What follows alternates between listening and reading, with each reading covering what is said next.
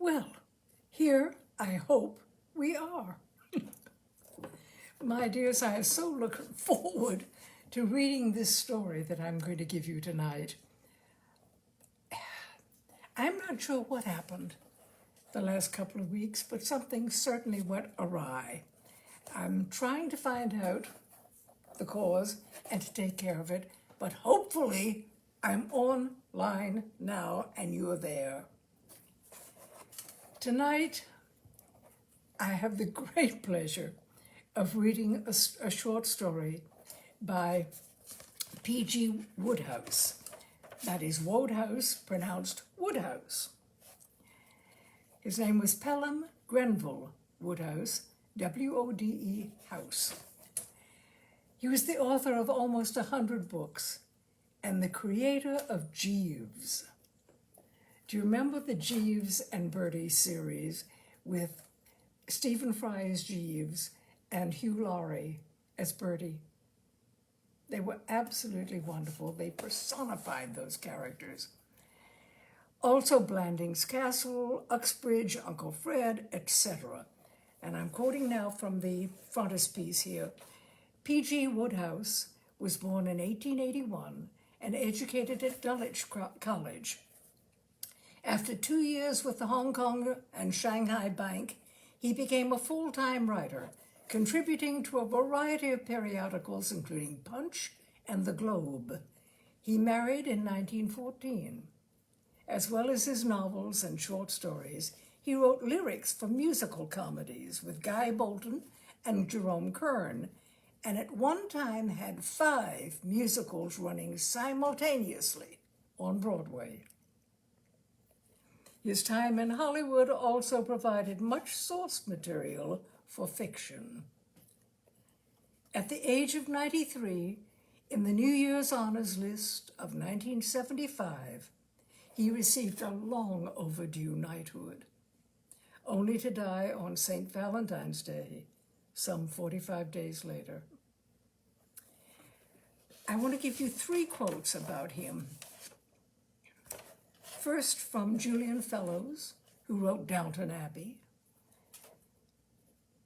Yeah, and Gosford Park, of course. Quote, P.G. Wodehouse remains the greatest chronicler of a certain kind of Englishness that no one else has ever captured quite as sharply, or with quite so much wit and affection. From Alan Ayckbourn, a genius, elusive, delicate, but lasting. He created such a credible world that sadly, I suppose, never really existed, but what a delight it always is to enter it, and the temptation to linger there is sometimes almost overwhelming. And then finally, finally, from Simon Callow. I've recorded all the Jeeves books, and I can tell you this, it's like singing Mozart. The perfection of the phrasing is a physical pleasure. I doubt if any writer in the English language has more perfect music. And he is so witty and so delicately, what shall I say, he just hits you where it matters. And this one tonight is a rather little known one, I think, of P.G. Wodehouse. The Amazing Hat Mystery. A bean was in a nursing home with a broken leg as the result of trying to drive his sports model Poppenheim through the marble arch instead of round it. And a kindly crumpet had looked in to give him the gossip of the town.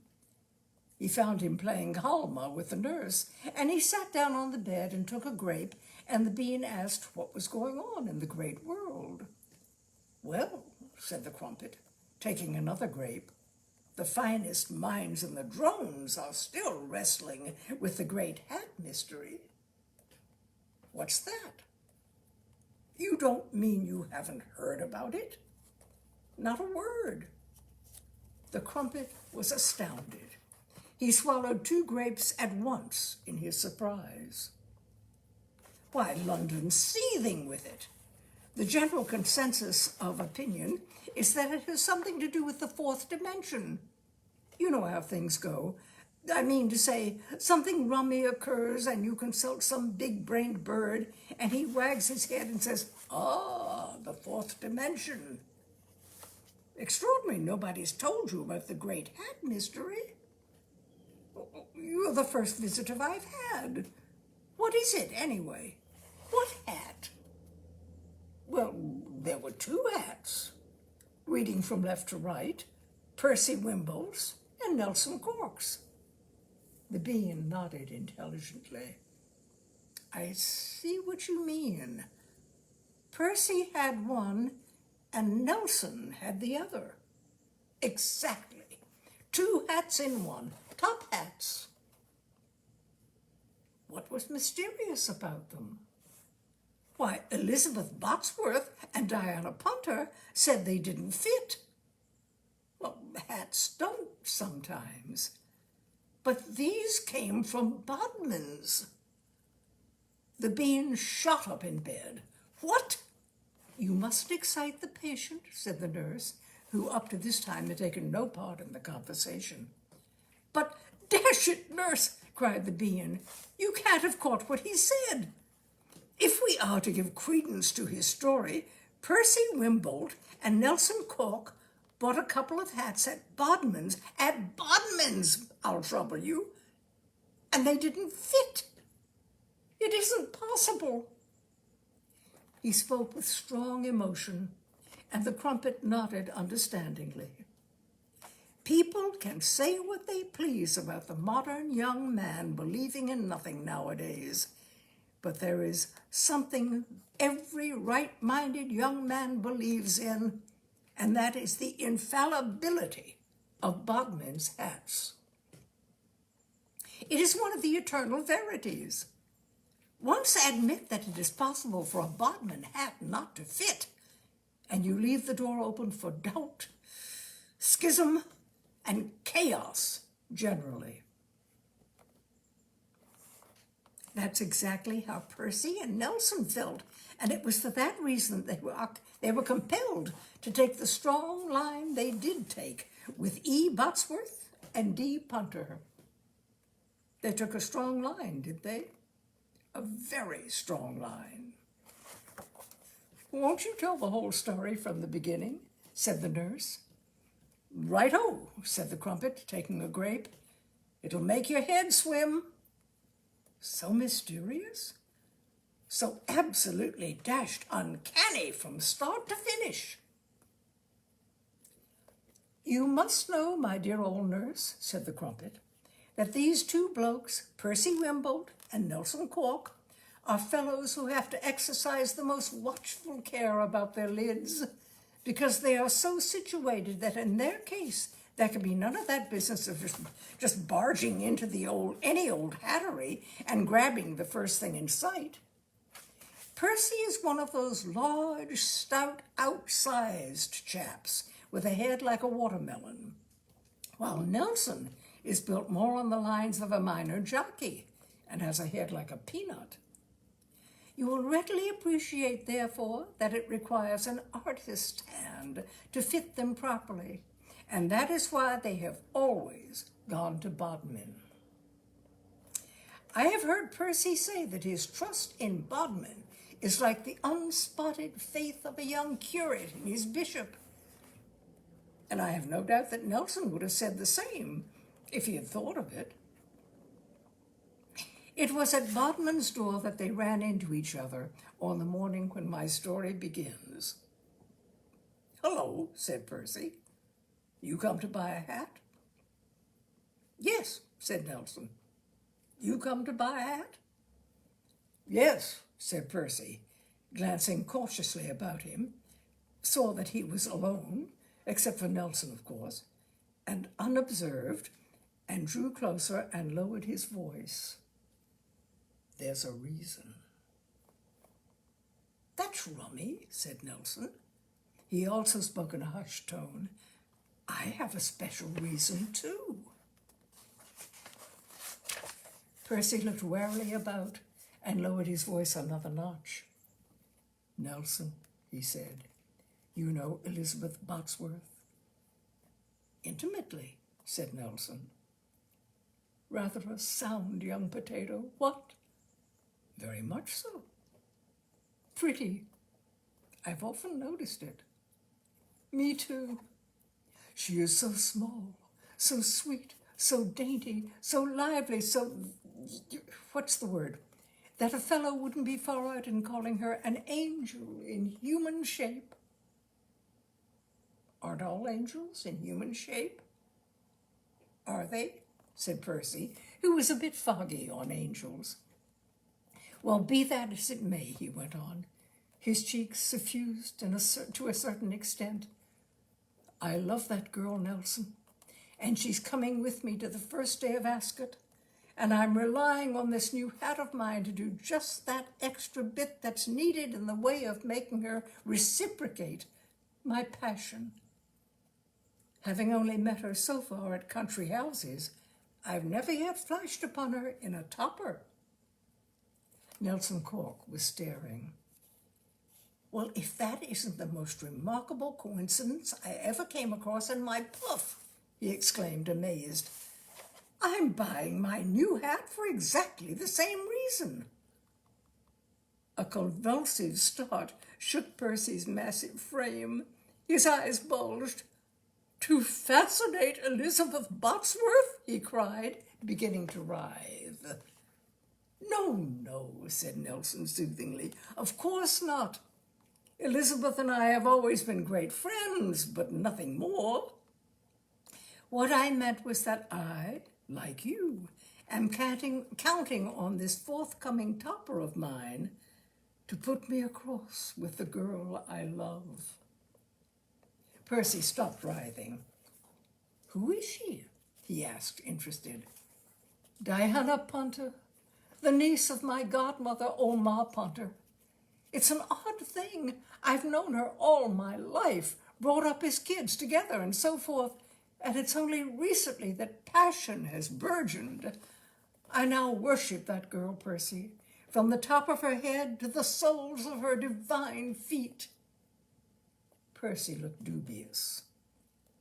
That's a pretty longish distance, isn't it? Diana Punter is one of my closest friends and a charming girl in every respect, but isn't she a bit tall for you, old man? My dear chap, that's what I admire so much about her, her superb statuesqueness.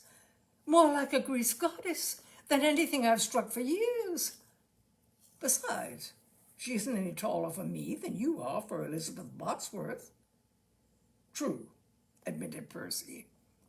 And anyway, I love her, blast it. And I don't propose to argue the point. I love her, I love her, I love her. And we are lunching together the first day of Ascot. At Ascot? No, she isn't keen on racing, so I shall have to give Ascot a miss. That's love, said Percy, awed. The binge will take place at my godmother's house in Berkeley Square, and it won't be long after that, I feel, before you see an interesting announcement in the Morning Post. Percy extended his hand. Nelson grasped it warmly. These new hats are pretty well bound to do the trick, I should say, wouldn't you? Infallibly. Where girls are concerned, there is nothing that brings home the gravy like a well-fitting topper.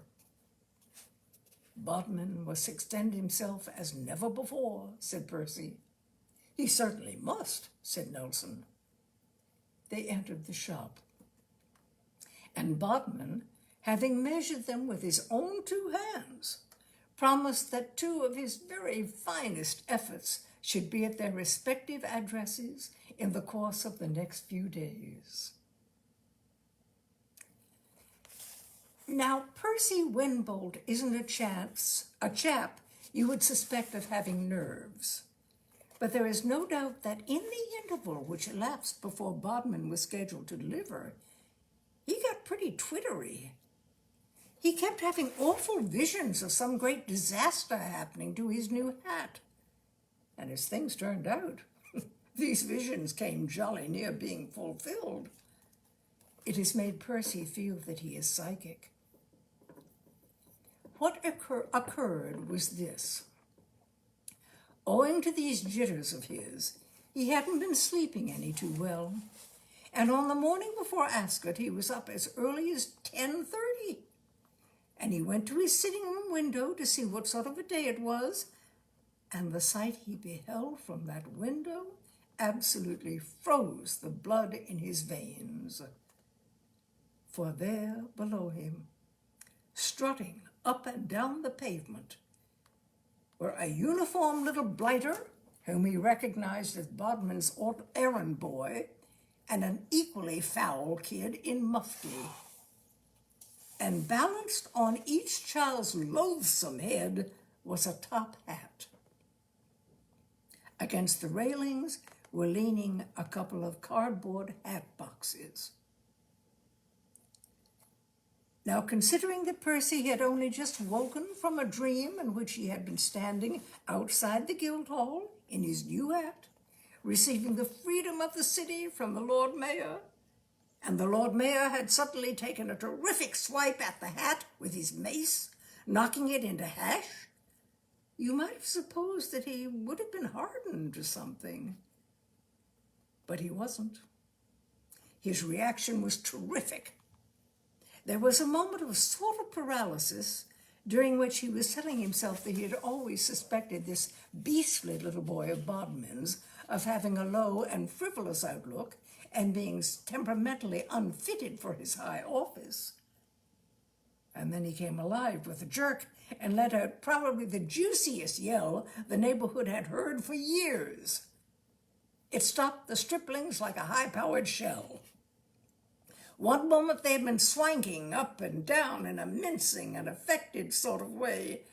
The next, the second kid had legged it like a streak, and Bodmin's boy was shoving the hats back in the boxes and trying to do it quickly enough to enable him to be elsewhere when Percy should arrive. And in this he was successful. By the time Percy had got to the front door and opened it, there was nothing to be seen but a hat box standing on the steps.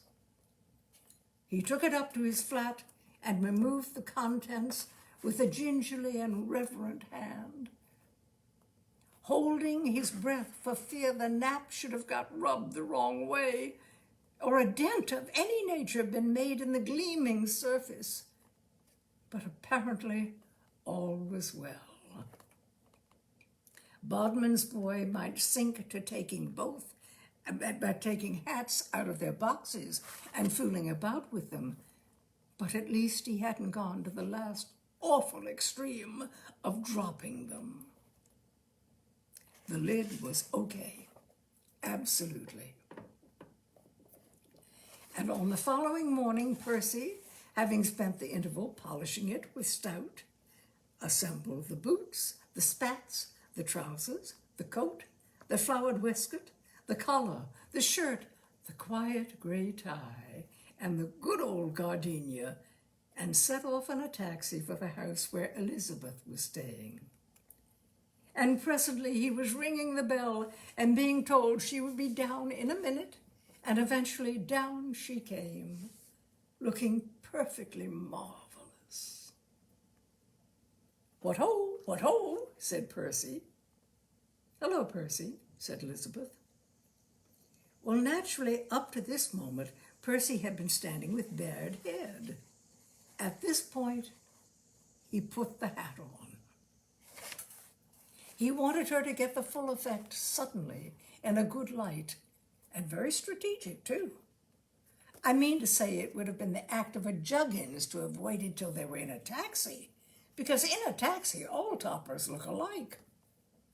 So Percy popped the hat on his head with a meaning glance and stood waiting for the uncontrollable round of applause.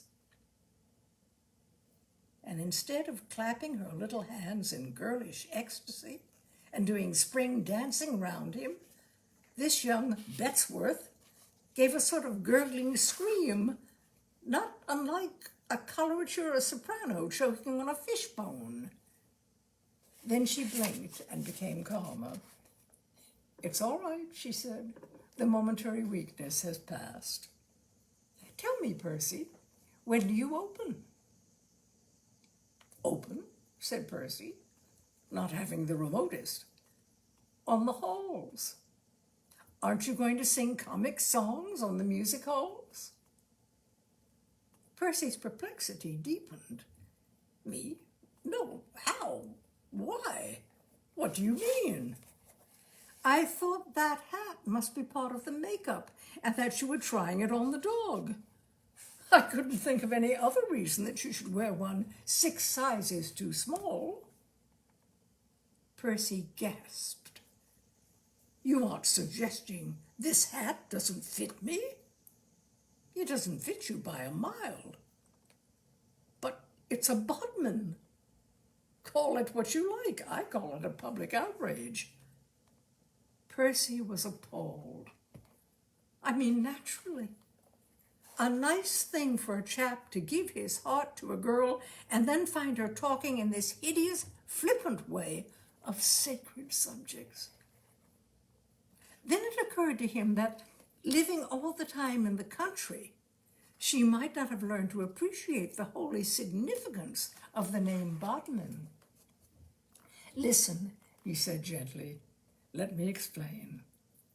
This hat was made by the world-famous hatter of Vigo Street. He measured me in person and guaranteed a fit. And I nearly had one.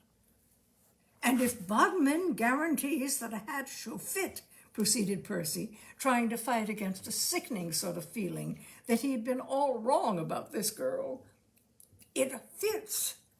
I mean, saying a Bodmin hat doesn't fit is like saying, well, I can't think of anything awful enough. That hat's awful enough. It's like something out of a two-reel comedy. Pure Charles Chaplin. I know a joke's a joke, Percy, and I'm as fond of a laugh as anyone, but there is such a thing as cruelty to animals. Imagine the feelings of the horses at Ascot when they see that hat." Poets and other literary blokes talk a lot about falling in love at first sight, but it's equally possible to fall out of love just as quickly. One moment this girl was the be-all and the end-all, as you might say, of Percy Wimbled's life. The next, she was just a regrettable young blister with whom he wished to hold no further communication. He could stand a good deal from the sex. Insults directed at himself left him unmoved, but he was not prepared to countenance destructive criticism. He was not prepared to countenance destructive criticism of a Bodmin hat. "Possibly," he said coldly, "you would prefer to go to this ballet race meeting alone." "You bet I'm going alone. You don't suppose I mean to be seen in broad daylight in the paddock at Ascot with a hat like that?" Percy stepped back and bowed formally. "Drive on, driver," he said to the driver, and the driver drove on. Now, you would say that that was rummy enough. A full-size mystery in itself, you might call it.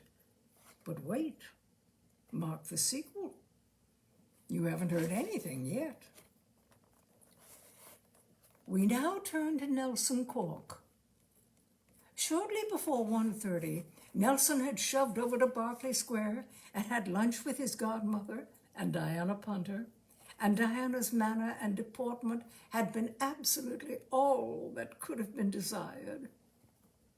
In fact, so chummy had she been over the cutlets and fruit salad that it seemed to Nelson that if she was like this now, imagination boggled at the thought of how utterly all over him she would be when he sprang his new hat on her. So when the meal was concluded and coffee had been drunk and old Lady Punter had gone up to her boudoir with a digestive tablet and a sex novel, He thought it would be a sound move to invite her to come for a stroll along Bond Street. There was the chance, of course, that she would fall into his arms right in the middle of the pavement. But if that happened, he told himself, they could always get into a cab. So he mooted the saunter, and she checked up, and presently they started off. And you will scarcely believe this, but they hadn't gone more than halfway along Bruton Street when she suddenly stopped and looked at him in an odd manner. "I don't want to be personal, Nelson," she said, "but really I do think you ought to take the trouble to get measured for your hats." If a gas main had exploded beneath Nelson's feet, he could scarcely have been more taken aback. He gasped. He could scarcely believe that he had heard aright. "It's the only way with a head like yours. I know it's a temptation for a lazy man to go into a shop and just take whatever is offered him, but the result is so sloppy. The thing you're wearing now looks like an extinguisher." Nelson was telling himself that he must be strong. "Are you endeavoring to intimate that this hat does not fit? Can't you feel that it doesn't fit? But it's a Bodman." "I don't know what you mean. It's just an ordinary silk hat." "Not at all. It's a Bodman." "I don't know what you are talking about."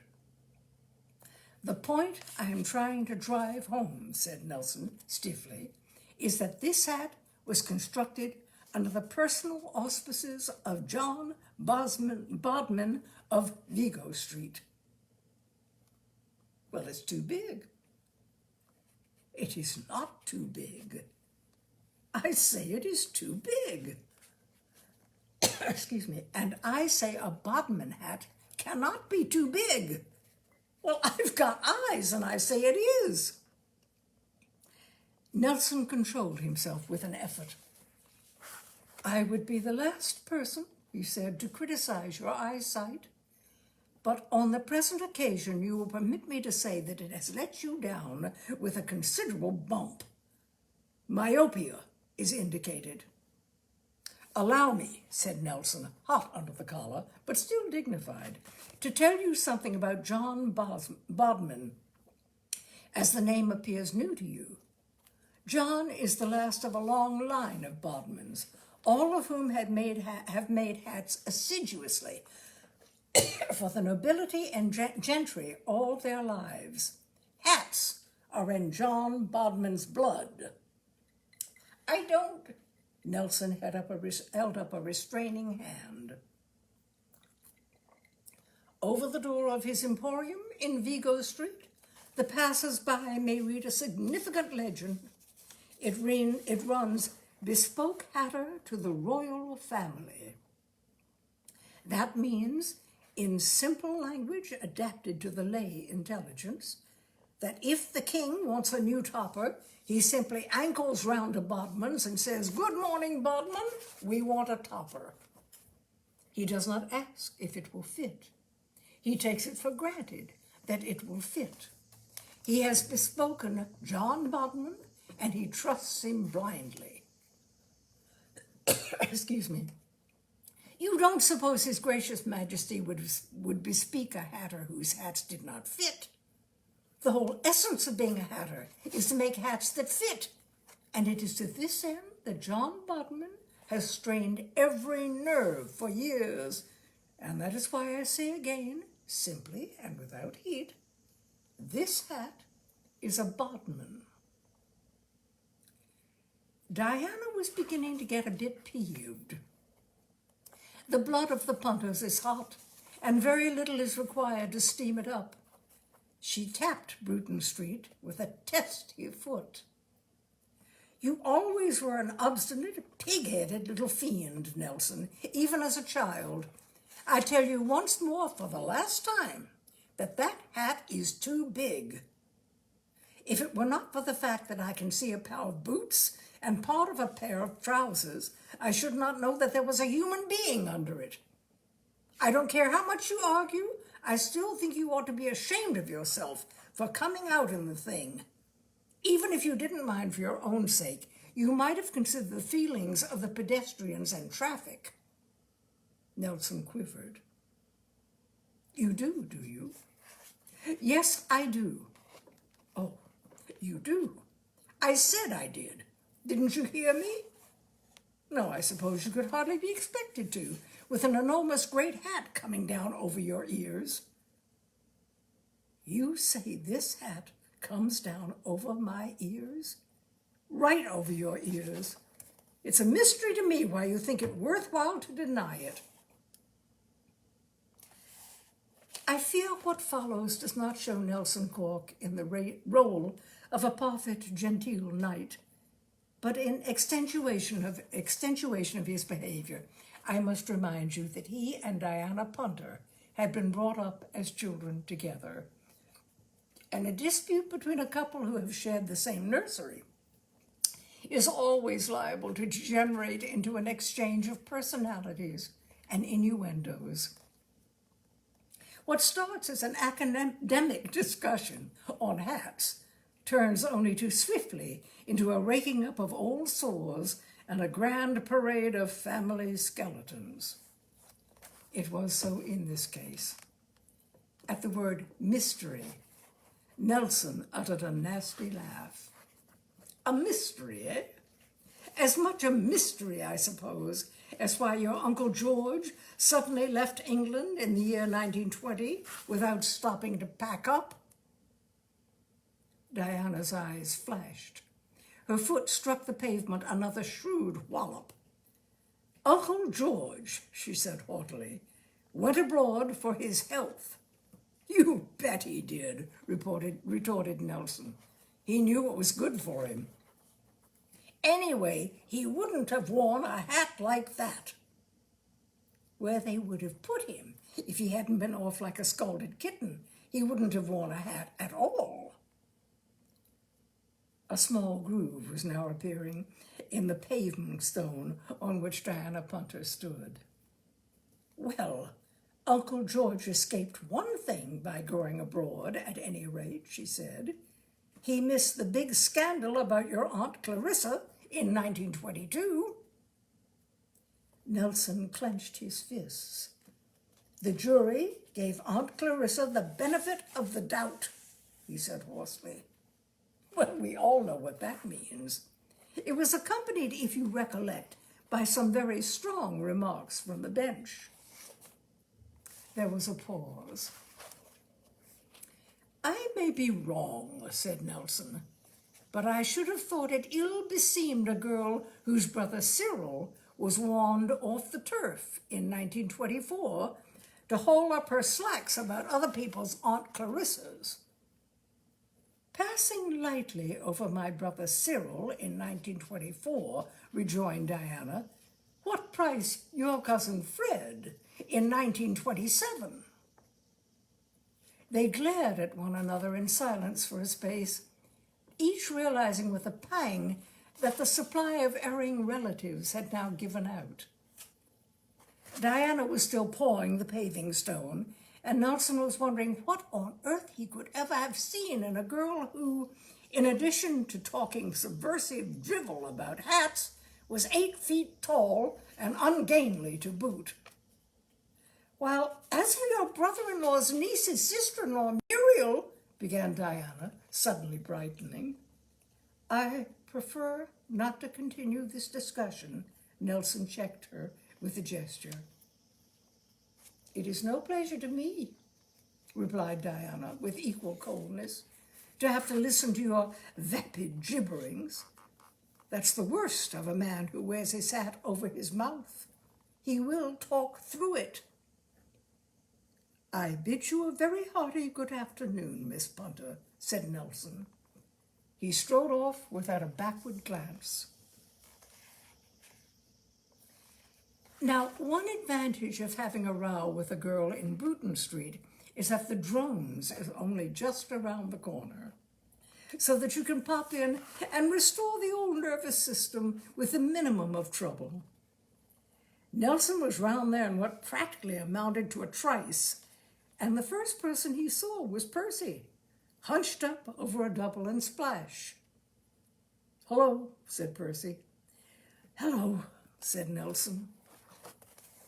There was a silence, broken only by the sound of Nelson ordering a mixed vermouth.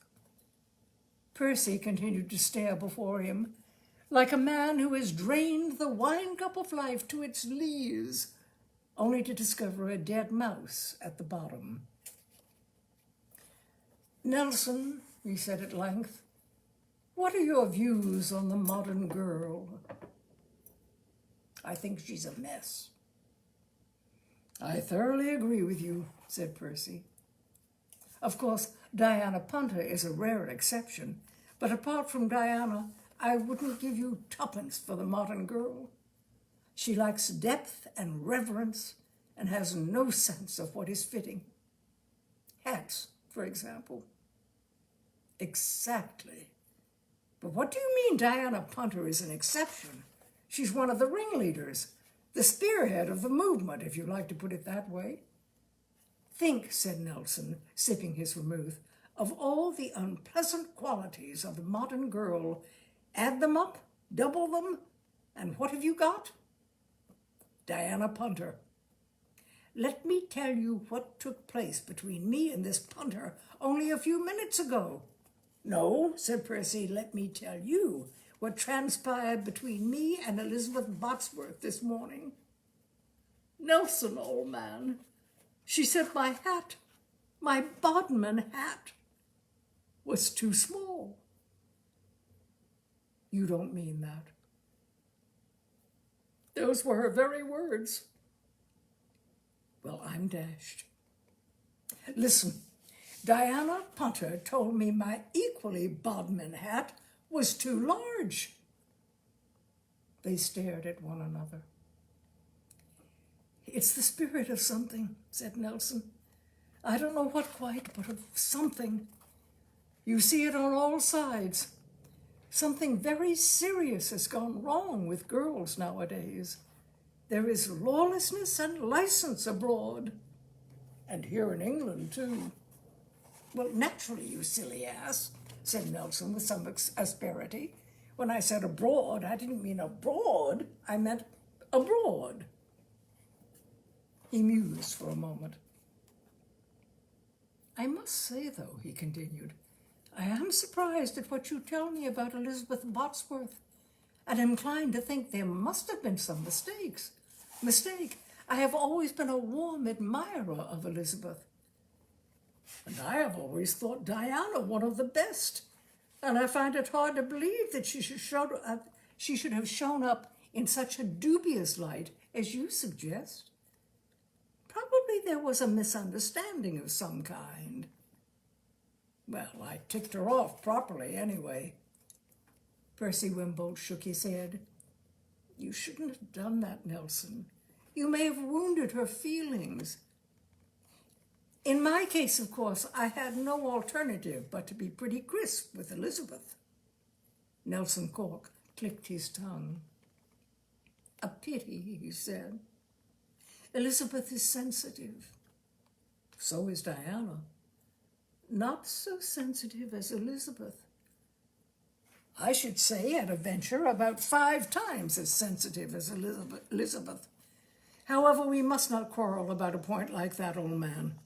The fact that emerges is that we both seem to have been badly treated. I think I shall toddle home and take an aspirin." "Me too."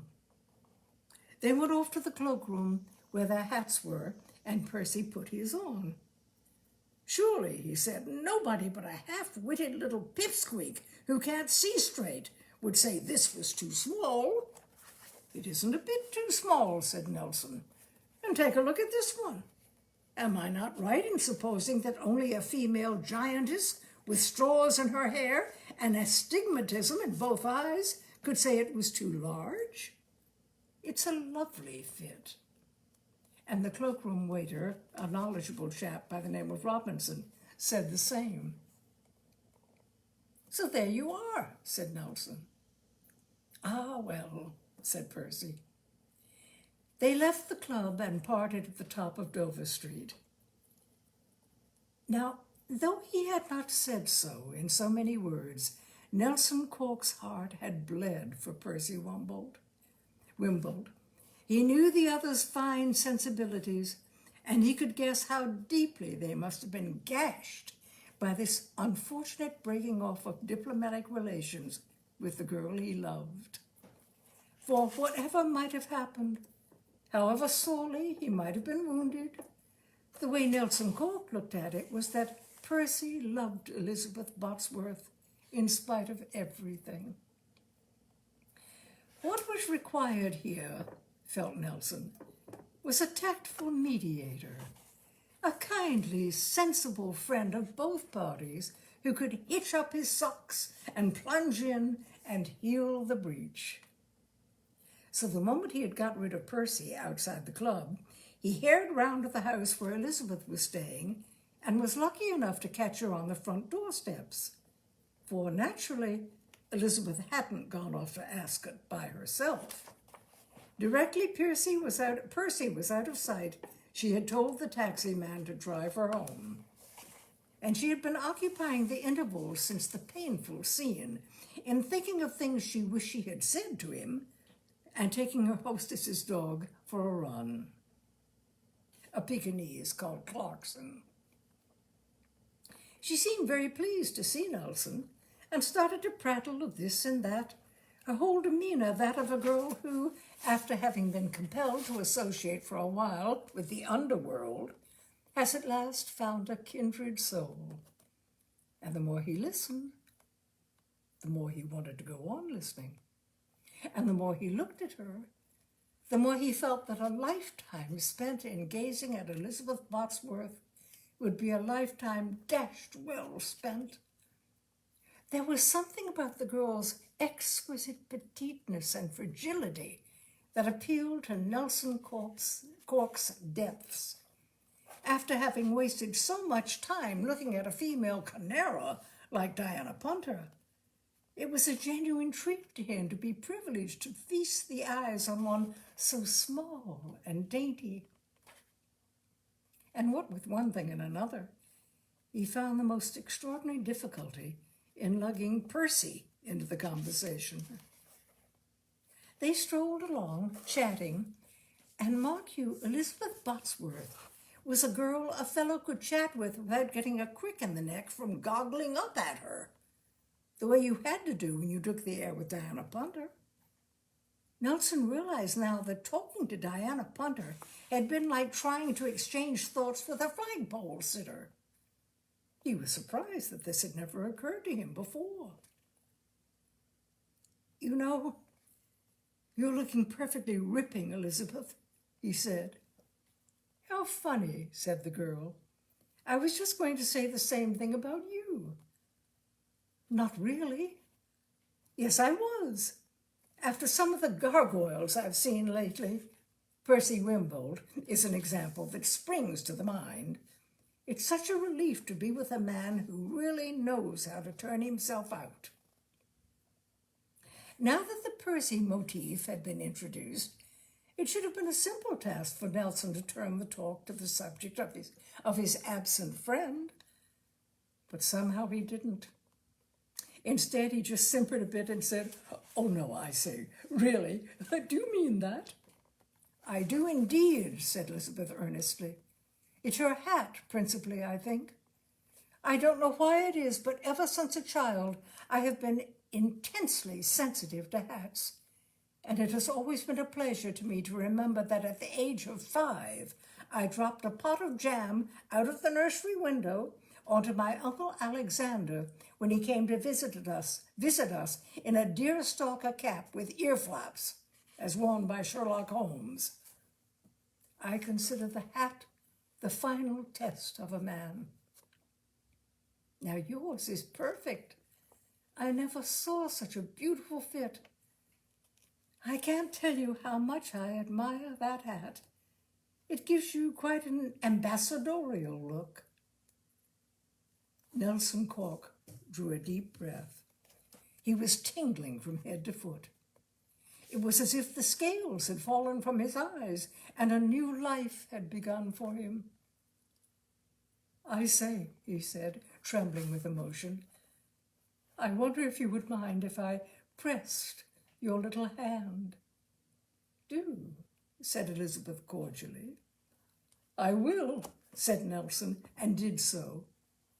"And now," he went on, clinging to the fin like glue and hiccuping a bit, "how about buzzing off somewhere for a quiet cup of tea? I have a feeling that we have much to say to one another."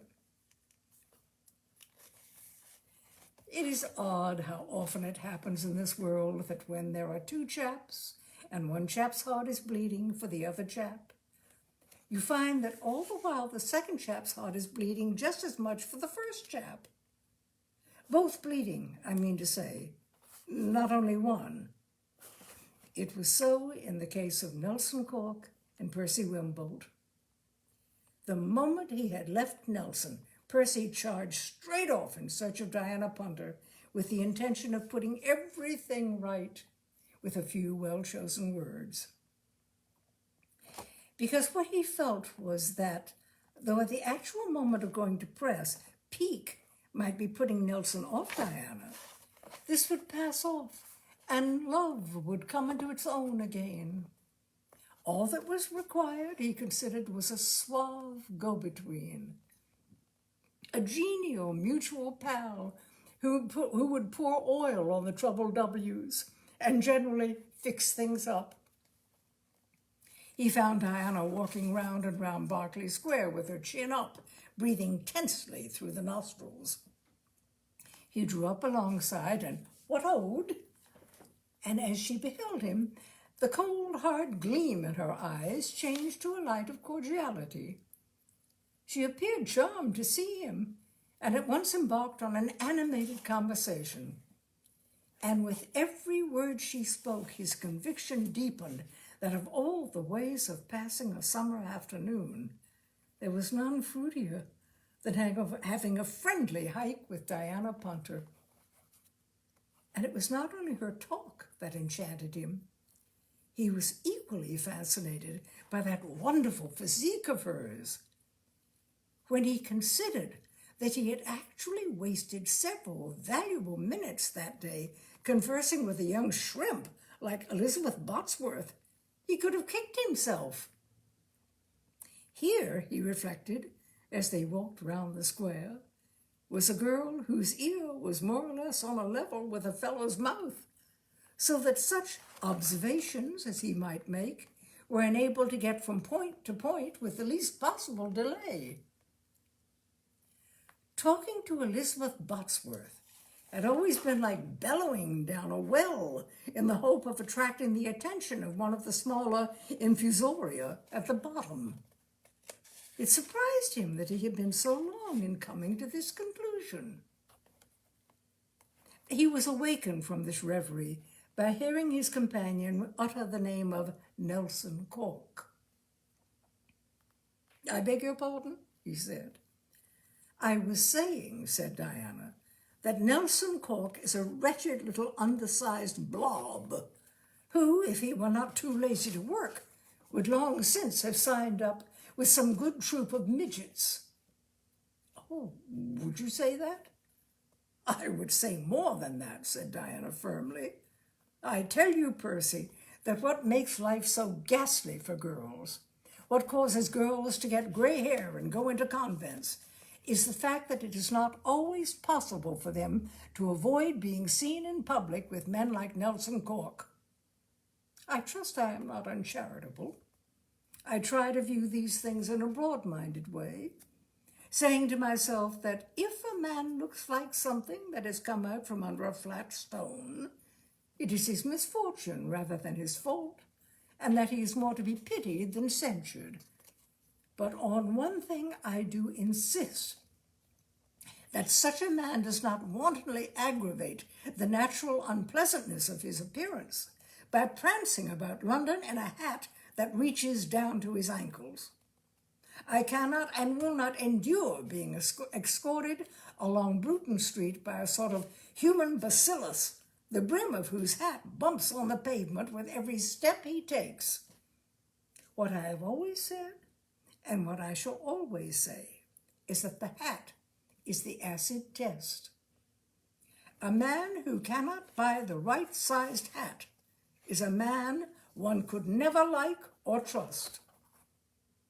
Your hat now, Percy, is exactly right. I have seen a good many hats in my time, but I really do not think that I have ever come across a more perfect specimen of all that a hat should be. Not too large, not too small, fitting snugly to the head like the skin on a sausage. And you have just the kind of head that a silk hat shows off. It gives you a sort of look, how shall I describe it? It conveys the idea of a master of men. Leonine is the word I want. There is something about the way it rests on the brow and the almost imperceptible tilt towards the southeast. Percy Wimbold was quivering like an oriental muscle dancer. Soft music seemed to be playing from the direction of Hay Hill, and Berkeley Square had begun to skip around him on one foot. He drew a deep breath. "I say," he said, "stop me if you've heard this before, but what I feel we ought to do at this juncture is to dash off somewhere where it's quiet and where there aren't so many houses dancing the Blue Danube, and shove some tea into ourselves. And over the pot and muffins, I shall have something very important to say to you." So that, concluded the Crumpet, taking a grape, is how the thing stands. And in a sense, of course, you could say that it is a very satisfactory ending. The announcement of Elizabeth's engagement to Nelson Cork appeared in the press on the same day as that of Diana's projected hitching up with Percy Wimbold. And it is pleasant that the happy couple should be so well matched as regards size. I mean to say, there'll be none of that business of a 6-foot girl tripping down the aisle with a 5'4" man, or a 6'2" man trying to keep step along the sacred edifice with a 4'3" girl. That is always good for a laugh from the ringside pews, but it does not make for wedded bliss. No, so far as the principals are concerned, we may say that all has ended well. But that doesn't seem to me to be the important point. What seems to me the important point is this extraordinary, baffling mystery of those hats. "Absolutely," said the Bean. "I mean to say, if Percy's hat really didn't fit, as Elizabeth Botsworth contended, why should it have registered as a winner with Diana Punter?" "Absolutely," said the Bean. "And conversely, if Nelson's hat was the total loss which Diana Punter considered it, why, only a brief while later, was it going like a breeze with Elizabeth Botsworth?" "Absolutely," said the Bean. "The whole thing is utterly inscrutable." It was at this point that the nurse gave signs of wishing to catch the speaker's eye. "Shall I tell you what I think?" "Say on, my dear young pillow smoother." "I believe Bodman's boy must have got those hats mixed, when he was putting them back in the boxes, I mean." The Crumpet shook his head and took a grape. "And then at the club, they got the right ones again." The Crumpet smiled indulgently. "Ingenious," he said, taking a grape. "Quite ingenious, but a little far-fetched. No, I prefer to think the whole thing, as I say, has something to do with the fourth dimension. I am convinced that that is the true explanation, if our minds could only grasp it." "Absolutely," said the Bean.